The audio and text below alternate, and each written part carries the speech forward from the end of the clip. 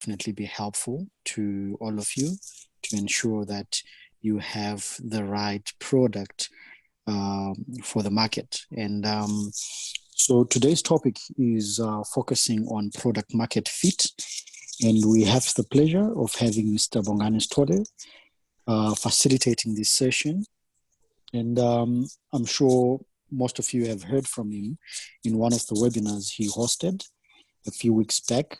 And not only is he a technology expert, but he's also a tried and tested entrepreneur in his own right, which is great to also have insights from him as he takes us through the product market fit webinar. And just for housekeeping, we will request you all to make use of the Q&A option to post your questions. And Bongani will try his best to make sure that he addresses your questions. And in case we run out of time, we will still ensure that your questions are addressed via the Slack channel. So without further ado, I will hand over to Bongani to take us through today's session. So Bongani, over to you. Dimisan, thank you very much. And I'm really excited again to be running another webinar. It's really great to be supporting entrepreneurs. It's really an interesting journey, particularly for Africans in the times that we're living in. It's really, unprecedented times. And it's, one of those defining moments where entrepreneurs are really proven to be coming up with solutions that can help, Africans on the ground. So with that in mind, my name is Bongani. I'm the current CTO, Chief Technology Officer of Founders Factory Africa. And before that, I started a few businesses in the technology space. So I would like to think that I'm really in a position to be helping you guys in what you're doing. And I hope that everyone who's online, you guys are staying home safe with the current challenges that we are facing.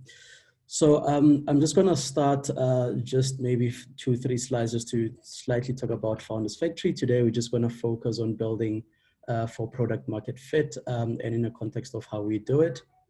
And in partnership with Finmark Trust, we typically do quite a lot of events and work together.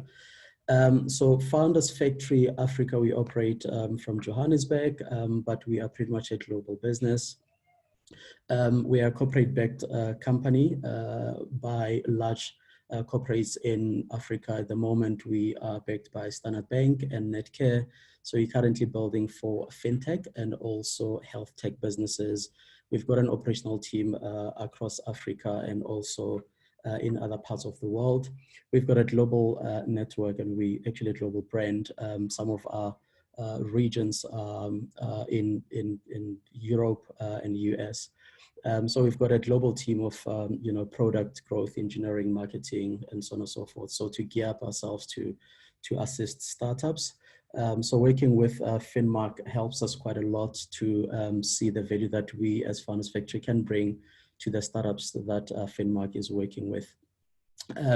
Over the next 5 years, we're going to be building 140 startups in Africa. So we are a Pan-African business operating in the 53, 54 countries across Africa. And we've got like deep tech and design experts across Africa. So it'll be great for continuity post Finmark, the people that will be, winning, we could potentially see an opportunity to work with them further to help them with, product and scaling their businesses. As I said, we operate in four regions. Founders Factory Africa, it's here in Johannesburg, in Braamfontein, and we've got 3 other regions in London, Paris, and New York. We're opening up 2 more in China and India. With that said, today we're going to focus on building for product market fit. And I'm hoping that this particular session is going to help the startups that are online to start to think about the work that you guys have been focusing on and doing for the last couple of weeks, even months, to really evaluate where your product is and where your solution is. And I'm hoping that this will be valuable with regards to the next few weeks towards the final stages, to perhaps maybe just repurpose or just look at where you are, and you can help reposition some of the value propositions that you have. Product market fit, we think about it in three ways, right? So number one is the problem solution fit, which is really you have, as an entrepreneur, you have found a problem on the market, and you believe that you have the right skill set, you are the right person to be solving for the problem that you have identified. Number two is product user fit, meaning that you have come up with a product for the problem that you have identified, and you believe that the users that you are targeting can very well use your product. Number three is product pricing fit. Of course, to get to a product market fit is one, identifying a product, two, having users, three, having users who are willing to pay for your product at the right price, and for the right solution that you have built, right?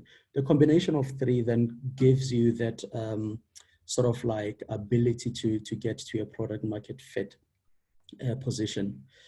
So I'm just going to delve slightly deeper on the three scenarios or three things that we have identified to just give you a little bit more context.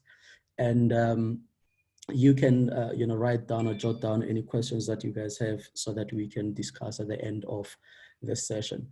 Number one, as I said, problem solution fit, right? So this essentially means that you have identified customers and you understand their pains. So which means that what is the problem that they're struggling with, right? And if you can be able to address that, what solution or what approach would you take in solving this problem, right? Most of the people or most of the entrepreneurs, they kind of like think about problems and not necessarily taking time validating their problem. So you find that they struggle with the second layer of this, which is user fit, meaning that you are providing a solution for users that you have not tested, right? So problem solution fit is not even thinking about building any source code or any code at all, but really just to say, this is the problem that I've identified. How can I validate this problem, right? What is the evidence on the market that is giving me indicators that this is the problem that I'm supposed to be solving for? And once you start to think about that, you have to then apply, what I'm sure a lot of you know about this, human-centered design approach to building products. What this does is it helps you with the ability to engage your hypothetical customers and work with them and say, this is the problem that I have identified as an entrepreneur. Get validation that it is indeed the correct problem that you are trying to solve, right? There are a couple of things when you start to think about problem solution fit. One is, try and discover what you're solving, define what you're solving, ideate on what you're solving, prototype what you've ideated, and then start to build. When we talk about build in this phase, it's not necessarily going into a heavy product development phase, right? I actually love this phase because in a way it helps you to think differently as an entrepreneur. You could take different approaches, right? You could do things like paper prototyping. You could do, Excel, prototyping. There's many ways, right? You could allow your users, depending on the solution that you build, you could allow your users multiple avenues for you to validate the problem that you're solving. So half of the time is entrepreneurs, they spend so much time and get towards the end and realize that they are solving for a wrong problem because they did not go through this cycle of finding a problem solution fit and following a human-centered design approach in solving problems. Some of the things that you obviously, as I said, need to look at is discovery, identify and engaging the users, right? So don't even start to build if you have not yet identified your target users and engage them in a way that will validate your problem, and then define the problem statement based on the evidence that you found on the market. and start to ideate, right? So meaning that generate some sort of like hypothetical solutions or potential solutions, and take it back to your users, right? And say, based on the pain that I have seen you guys go through, this is what I've defined, this is what I've ideated, for them to start to help you with validating. And to go through that process is where you start to, start to gauge some ways of prototyping and testing with your users. And then you'll probably start to move into a build phase at a very, very, very minimum way, so that you can be able to get some sort of a validation. It could be automated testing, some sort of A/B testing with your users. So this, in a nutshell, is the approach that I would believe that by this stage most of you should have gone through. If there's anything standing out, I'm hoping that it can help you to close the gap for you in the next couple of weeks, to make sure that you're solving a problem for the right people. The next stage is a product user fit. At this stage, what it means is that you have identified the problem, you've ideated, you've done prototyping, you have spoken to customers, you know exactly what your customers are looking for. Now, at this stage, you are saying that my product is going to solve a particular problem for the right users, right? You've benchmarked your users. In most cases, what you would typically want to do at this stage is create what we call a customer advisory board. So what it means is that these would be the, a closed loop of customers that you're confident that they can give you feedback. You can always work with and test with, so they can always give you the right feedback. This, at this stage, is not necessarily you going to production, but doing iterative tests with specific users. Once you have validated that, you've made sure that you have a product for the right users, you can start to open up your product for a little bit more users to get a lot more feedback. The way we think about product market fit is not a destination, but it's rather a journey, right? You will never get to a point where you say, as a business, you have fully reached a product market fit. And the reason for that is, the more you have a product on the market, the more you'll get feedback, and the more you get feedback, the more you iterate, right? The trick behind this is you following this process to make sure that you are consistently aligned to what product market fit requirements are, so that even if you build new features onto your product, you are following this process. So product market fit is a journey. If you think about like expansion, you could be building a solution for your country at the moment, but you're looking to expand into other markets. What you typically find is, going into a different market, you'll find nuances that are slightly different to your context. And it means that you have to now relook at your users, redefine what the problem is, and so on and so forth, right? So generally, technology businesses are not necessarily a plug and play. You have to understand your users and try to retrofit your solution towards those users. With that in mind, like for product user fit, there's certain things that you need to look at, right? One of it is, if you are putting your product on users' hands, what is the usage? What are the activities, right? You need to have tracking on your product that will help you to see engagement. So if I'm signing up 10 users a week, the most important metric from an investment point of view, investors would love to see the people that you are signing up, how often are they coming back to your product? Are they still seeing your product as something that is solving their problem? And you can have these metrics to really prove user engagement.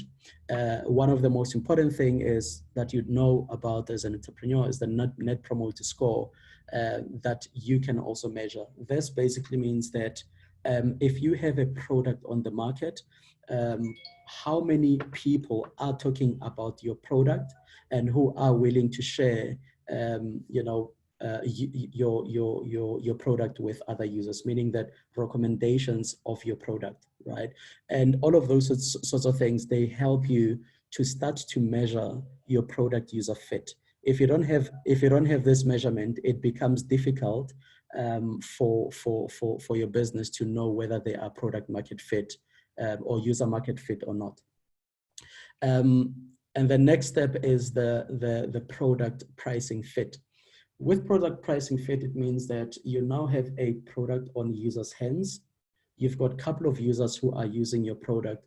And typically the journey would be that you have users who are potentially using maybe your product for free for the first few months or for the first few weeks or for the first few days, depending on the type of product that you are building.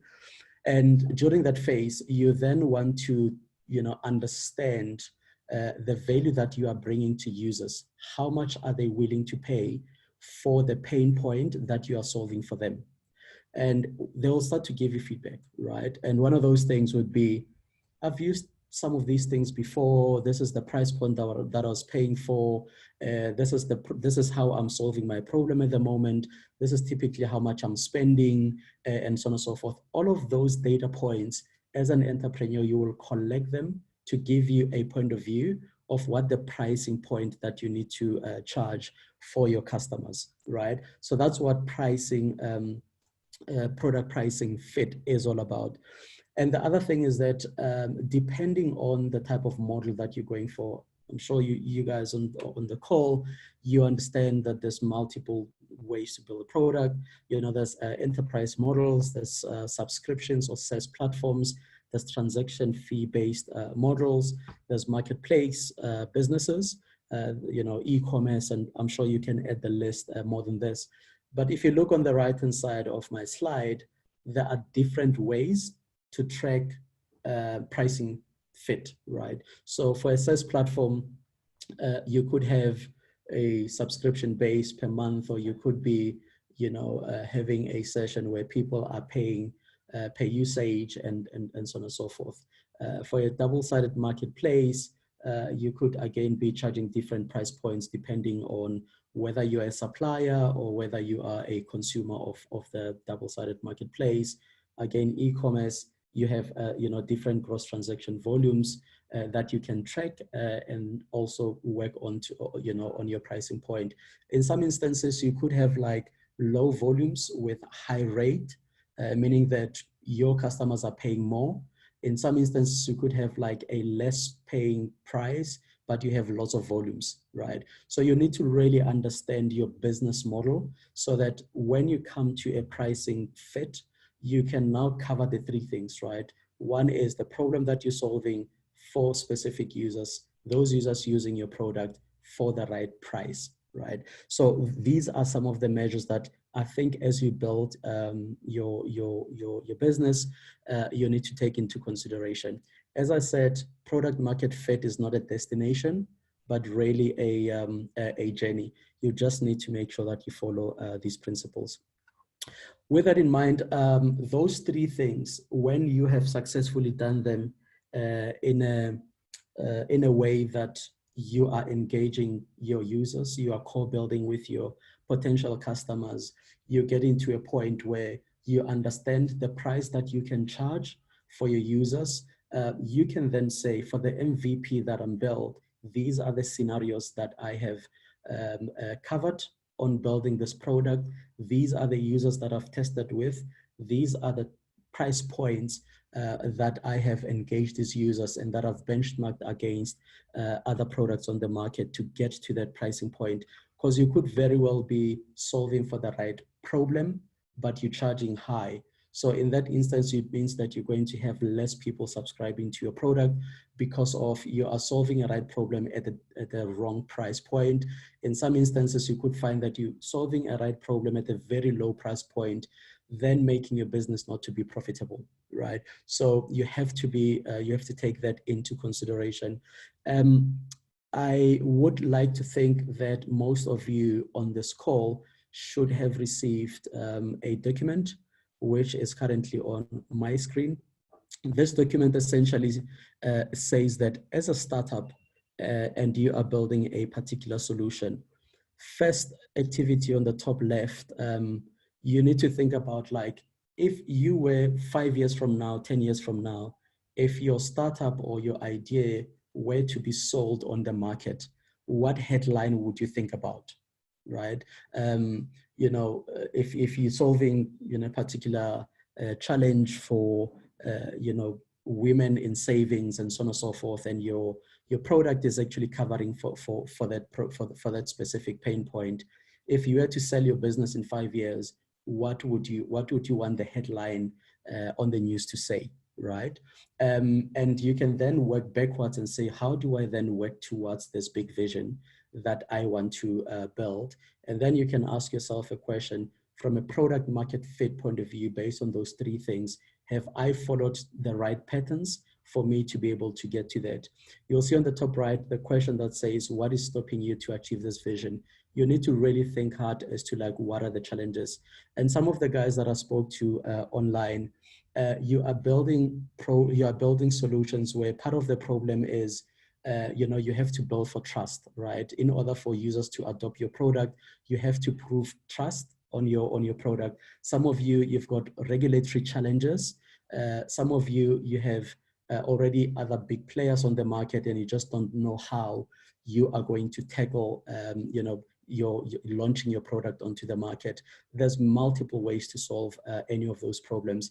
But this particular document that I've shared with you, you can always use it every 3 months with your startup, right? To basically go back and say, are we still solving the right problem? Do we still have the right customer? Are we charging the right price point, right? The bottom section here, or rather the middle section here, it starts to ask you certain questions about where your product is with a score of 1 to 5 for the three areas: problem, solution, fit. Are you solving for the right users? Have you tested with those users? The one in the middle is, do you have product on users' hands currently? And you can score yourself, right? On the right-hand side, product pricing fit. Have you started to think about what price point are you going to charge for your users? The nice thing about this exercise is that it's an ongoing exercise, right? If you have scored yourself 2 in some areas, it's a great thing. You can then go back to your team and say, how do we move from a 2 to 3? How do we move from a 4 to 5 in this particular area? How can we improve, right? In some instances, you can start to engage your users for them to help you to move the needle a little bit, right? If you think that you are scoring low on your problem solution fit, the idea is that go back to your users, right? So that they can help you refine the problem that you're solving.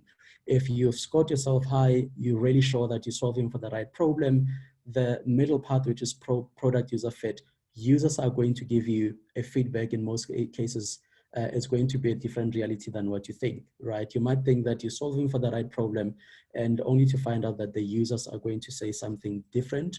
And it's a good thing, again, where you can kind of like score yourself, and you can see how you can improve. And then lastly, it will be the pricing point that you need to iteratively test to make sure that you're charging the right price point.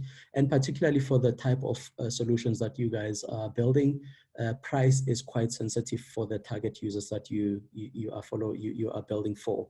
So it will be very, very important to make sure that you get that right. With that in mind, I would like to think that you have taken time here between yesterday and today to look at that document. And I'd love to hear some of the questions or feedback, or where you guys are struggling with some of the things when it comes to product market fit. And I'd like to think that this presentation has given you a different light to how you need to go about building your product, co-creating with users to get to a point of product market fit. I would love to open up this few remaining minutes for questions. Back to you, Dumisani. Thank you very much, Bongani, for that great presentation. Very, very helpful. And indeed, questions are trickling in. We actually have about 5 questions that have been posted. And the first one is, what are some of the validation methods for problem solution fit? And if you could share some tools or links, that would be helpful.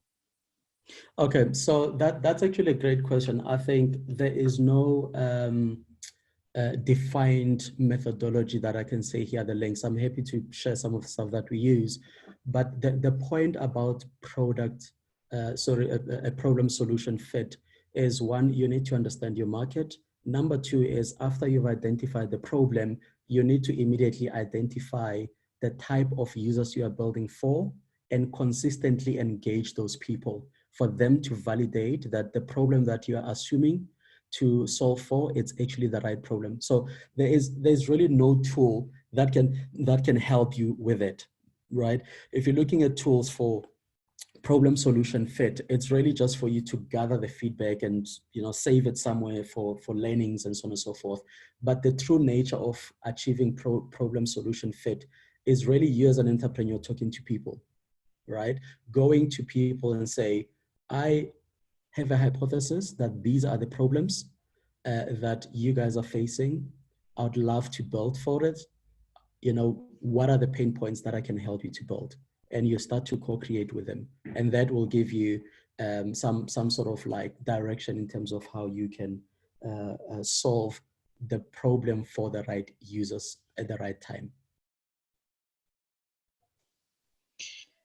Thank you very much for that one. I hope, Mabontle, you got you're happy with the response there. If you would like to have any follow-up, you're welcome to post a question.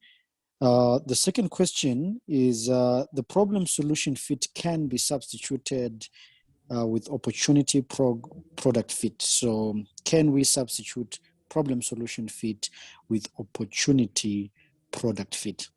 Yes, it's just a different terminology, but essentially it's the same thing, right? So a problem solution fit and opportunity solution fit basically means that you found a gap or an opportunity on the market and you believe that there's a pain point that you want to solve for, right? And you start to create, as I said, and most entrepreneurs don't do this, and I'd love to encourage you guys to do this. Find few customers, call them customer advisory board, right? Those are the people that are going to help you to become part of your team in building the product from day one to the day you launch. And my advice is make sure that those people don't pay, right? You solve for them, they assist you, they give you information on the ground because they do this every day. For example, if you are building a solution for, I think in South Africa, we call it stock fails, where, you've got women or, a group of women saving for a particular outcome. What I would do is I would go to one of those stock fails and say, I would love to build a technology solution for you for free. And they can come back and help you with the nuance of how they are running it, how they are going about it. They'll give you information on the ground. They will help you with price point. They will help you with testing your product, right? Once you get to that, those users, they become an advocate for your product. They are the same ones that are going to increase your net promoter score.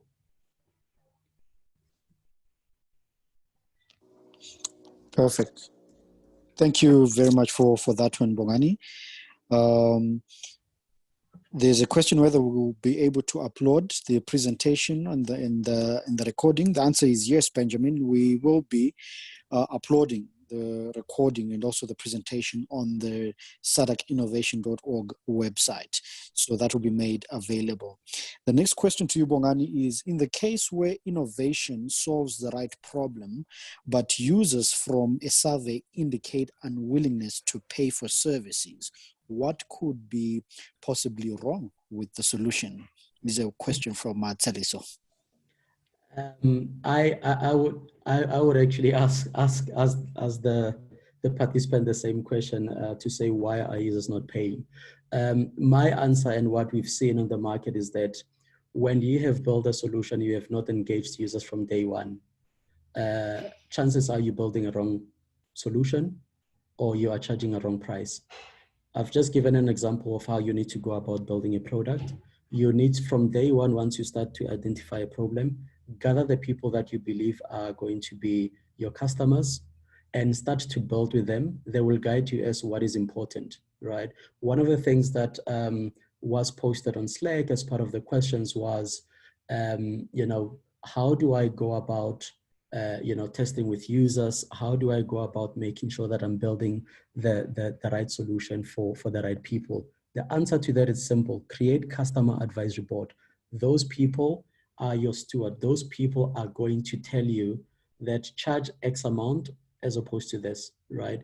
And the other thing is that, which is part of the problem in building solutions is typically entrepreneurs are they think that what they're building is what users want, right? You could add more features and more features and more features into your product, but what makes your product to work is not features. What makes your product to work is building the right feature for the right customer, for the right price point at the right time. You could have one person building 10 features with no usage. You could have another person building 2 features, solving a right problem at the right price point. So the issue is engage users. You'll make sure that that will give you an indication of what the price point you should charge. Perfect. Thank you very much, Bongani, for that. The next question from Emmanuel. He starts off by giving an interesting quote. He says, there's a saying that sometimes customers don't know what they want, which I believe is true for a lot of innovative businesses, and the list is long. My question is, what time frame or what factors should you think of to reach a point of iterating or pivoting the solution that you have built for the market? That's actually an interesting question, and I also agree to that notion. I think the point is that whenever you start as an entrepreneur, you typically would start with a hypothesis, right? A hypothesis basically means that you have identified a problem. When we talk about the fact that users, sometimes they don't know what they want. What I can tell you, users know what they're struggling with, right? That is a given. They might not know how to solve it. They might not know what they want, but the idea is that they know what they're struggling about. And that is an innovation challenge, right? So the way in which you innovate and make sure that your product is intuitive enough for users to figure out that this is a way in which we can solve our problem. That is how you get to product market fit and ensure that you have users who can use your product. Where I agree with your statements, and maybe partly your question as well, is how do you then make sure or validate that you are at the right point to pivot, right? How you do that is you take your hypothesis, put it in front of users, see how they are using the product, not whether that they are accepting what you've given them. Look at how they're using it. A pivot means that you've identified certain things or certain behaviors on your product in terms of how users are using your product. That will inform a pivot, right? Because users might say, we don't want this. But typically what's going to happen is as they use the product, you will identify certain things that are indicators of what you should be building for, right? And the outcome of that will help you to pivot in the right direction. I hope that answered your question. Perfect. Thanks very much, Bongani. Very, very clear there. Donaldson comes back with another question, and he says, what is the difference between a user persona and user product fit? Oh, good question. So a user persona, so let me just take a step back. There's what we call service blueprint. So a service blueprint is an exercise that you do as a startup. That exercise, it helps you to identify what we call stakeholders of the type of problem that you are solving. Stakeholders, I mean, like, let's say you are building an e-commerce platform, you need to integrate, you need to do X, Y, and Z. You need to identify all the parties that are involved in making your products to work. Those people are called stakeholders, right? The outcome of those stakeholders, you then take it further to create personas, right? The type of user, and identify exactly how are they going to use your product, or how are they involved in your product, right? All of those stakeholders, you then start to identify personas for them. Once you start to identify personas for them, next step is for you to identify what is the value proposition towards this particular persona. So it means that you are tailoring your product and your value towards that particular persona, depending on how they are involved in your product. Now, the totality of all those users, they then form what you call product user fit. It means that you've identified all the users and all the stakeholders that are going to interact with your product, and you have a clear value proposition for the different parties. I'll give another example. If you're building a double-sided marketplace, on the one side, you've got a consumer, on the other side, you've got a supplier. Both of them are users, but you treat them differently. They've got different personas, and your importance or the important thing about entrepreneurship is being able to articulate clearly what is a value proposition for a consumer and what is a value proposition for a supplier. Both of them that are interacting with your product with different personalities. Once they start to interact, that interaction is what we call product user fit, because you've provided value to both of them at different personality levels. Perfect. Thank you, Bongani. The following question from Joao is saying, any framework that can help us understand the rating of the problem solution that we're trying to solve? I'm asking this question because we can even have data from surveys or customer feedback, but how can we validate our solution fits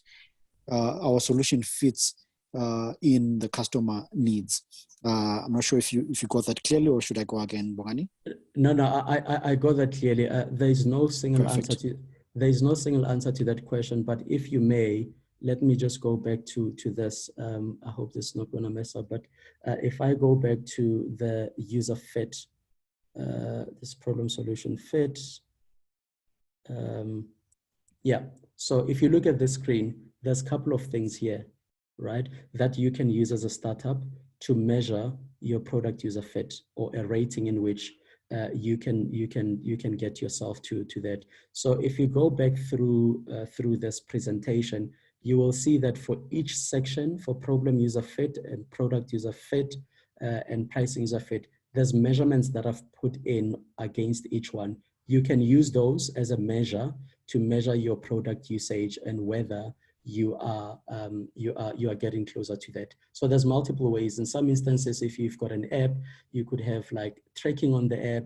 If you're running surveys, you could use the surveys as an outcome to engage. If you're engaging with users manually, you can use that as a point of getting towards that product user. So there's no one way. It depends on the type of product that you're building and how you are going about it. What I have done here, I've put in multiple measures that you can use against each item of product market fit for you to use as a basis to get towards that outcome. Brilliant. Thank you very much, Bongani. Just before I get into the next question, I see there are a few comments that the network in other areas is bad. What I can assure you is we will be uploading this recording on the saracinnovation.org website.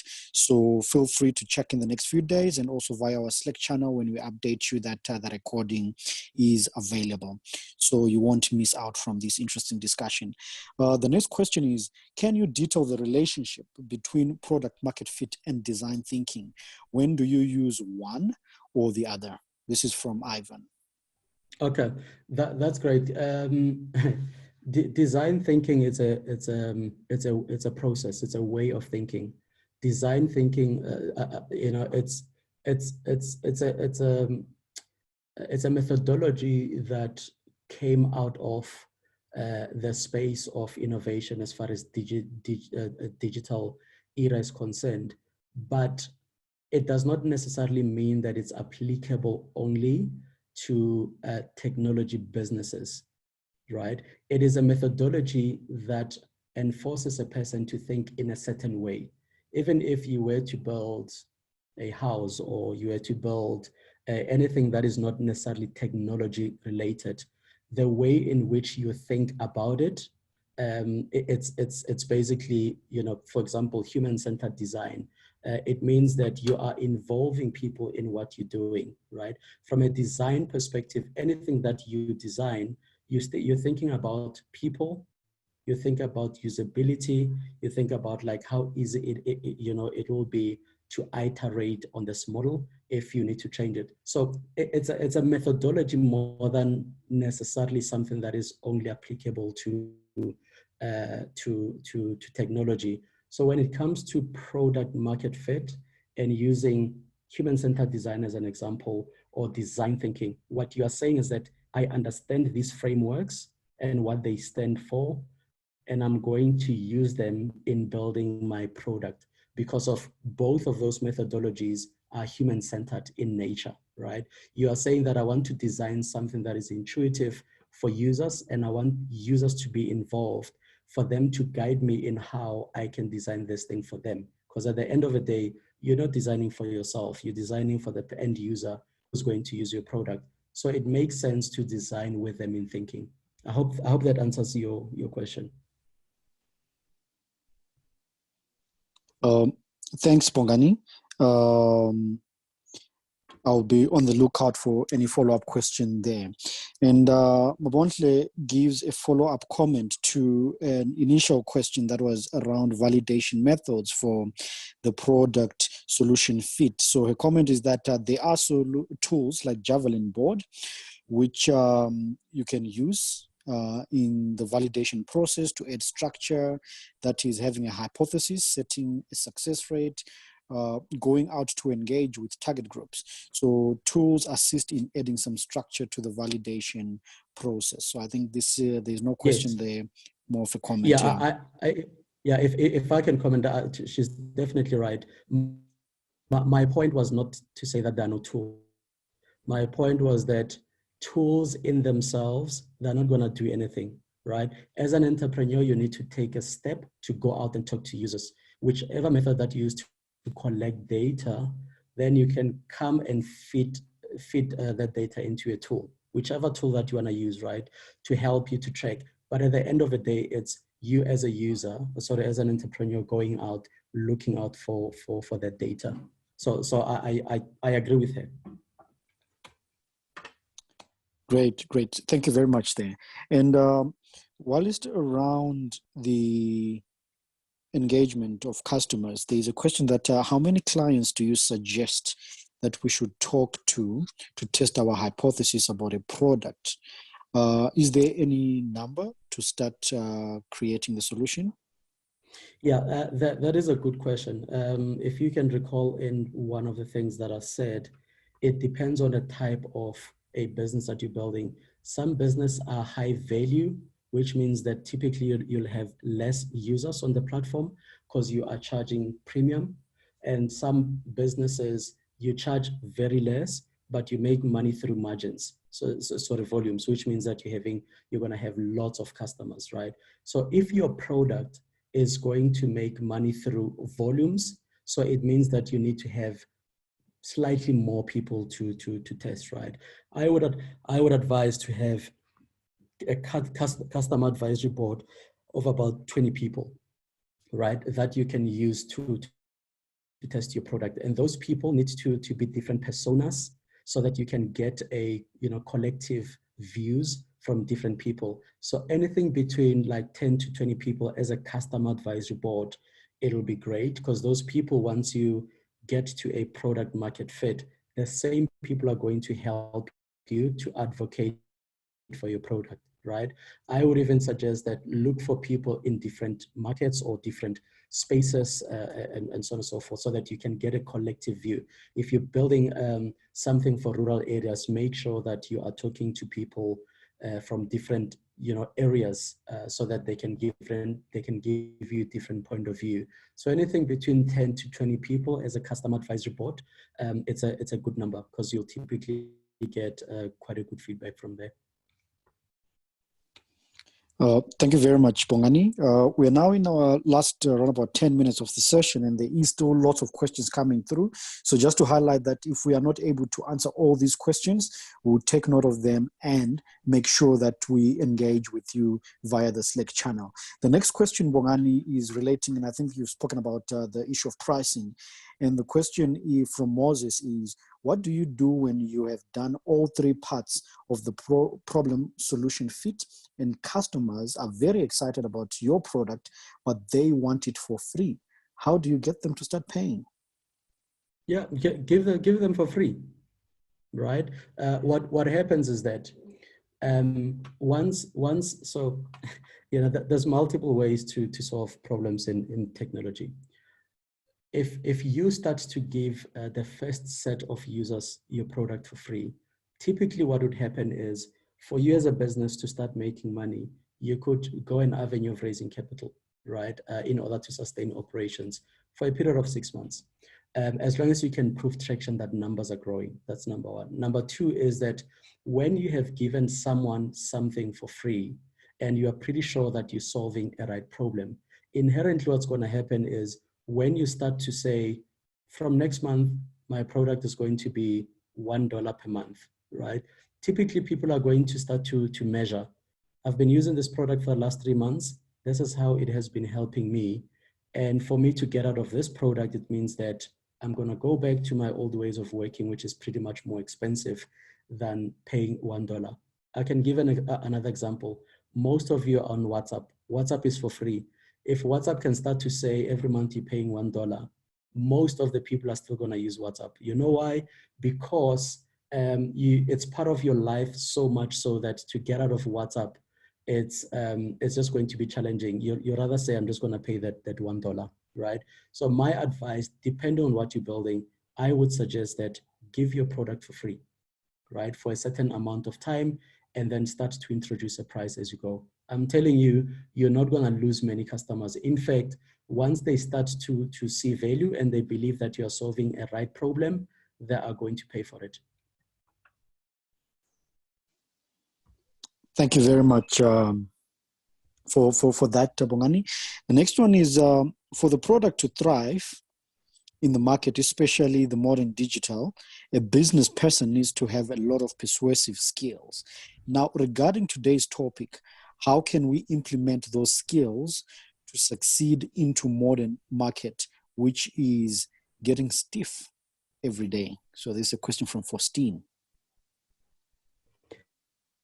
That is an interesting question. I would love to answer that question in this way.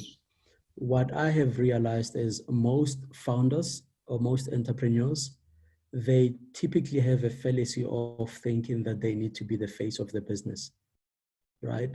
A business is actually equity. So if you're owning X amount of equity in your business, it doesn't really matter who's the face of the business, right? I completely agree to the narrative that says competition is stiff and you need to be the right person in order to unlock opportunities for your business. Should you find yourself as a founder not being that person, the next best thing to do is to hire the right person for your business. That's all that you need to do. And if you have hired someone as a CEO, it doesn't make you any less. The point is that you own equity in your business, right? So there's two options. If you believe that you have, skills for you to learn how to sell, by any means, go for it. But if you find that right person, but you have come up with a good problem to fix, good product, you're struggling to get sales, hire a person who can sell. Who cares about the face of the business? At the end of the day, you're owning the business, you're solving a problem for the market. That's how I think about it, and that's how I typically encourage entrepreneurs. If you feel like you're not the right person to sell, find the right person to sell on your behalf. Great, thank you. The next question, I think this still relates pretty much around the point you've raised on the customer advisory board. And the question is, once you've gotten the customer advisory board and validated the solution that it's a market fit, what is the technique in scaling nationwide? So again, it depends on the type of product that you're selling. If you if you have built a product that can plug in into other products that are already existing on the market, maybe that is a way maybe that might be a go-to-market strategy, right?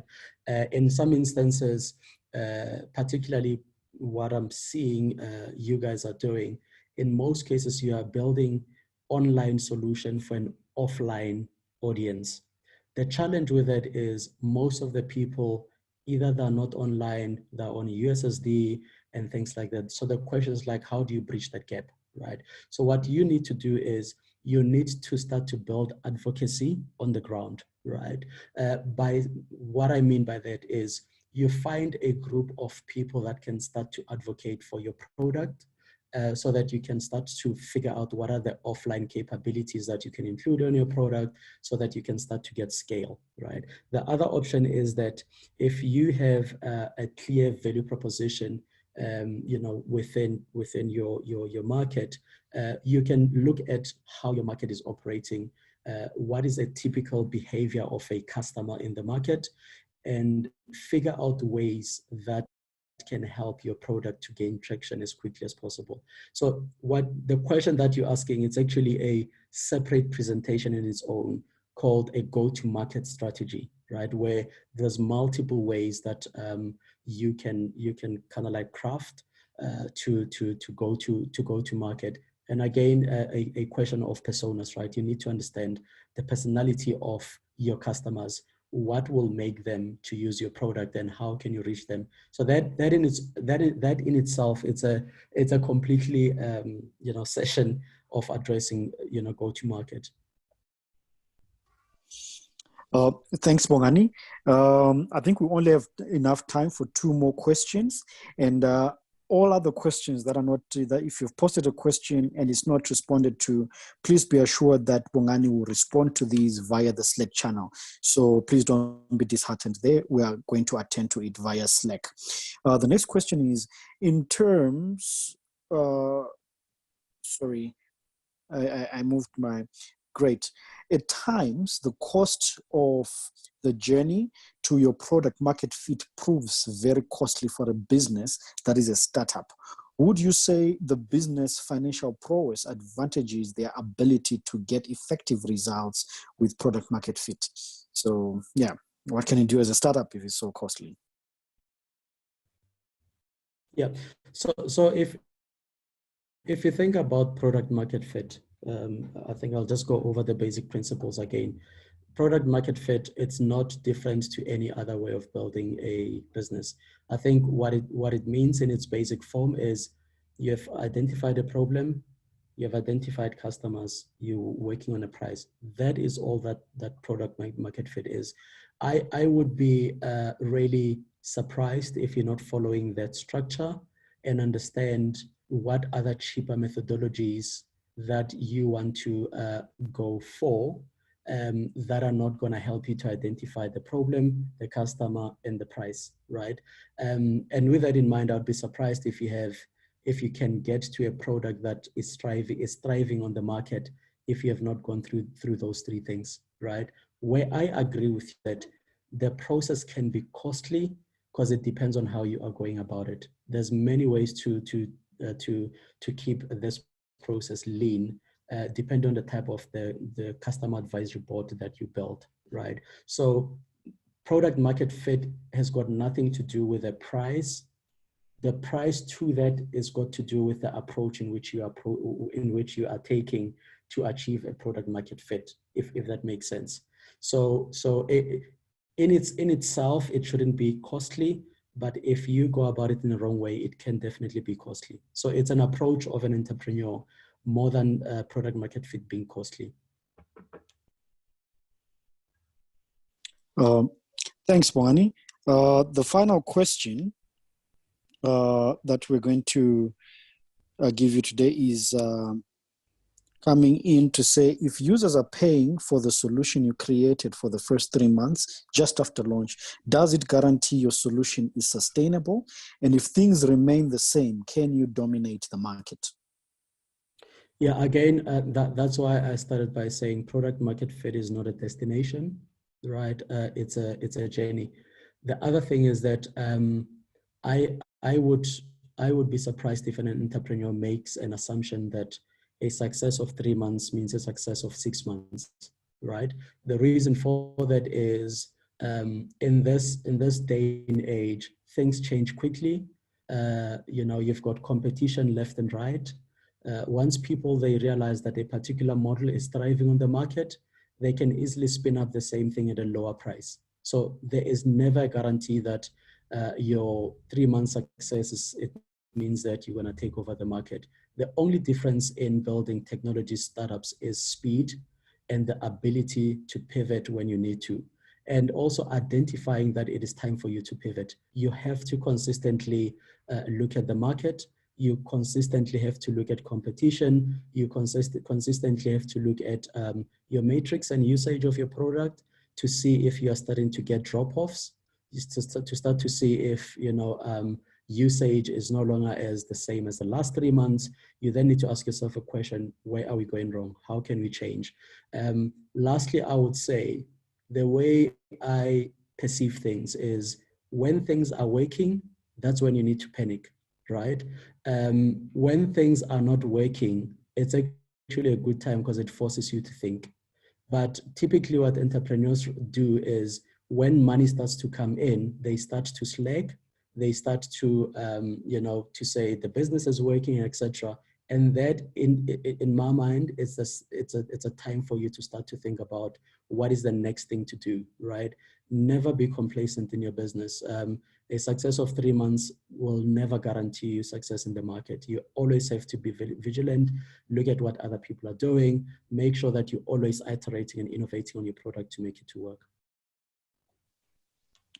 Bongani, thank you very much. You have been great. We really appreciate the time you took to share this knowledge with us.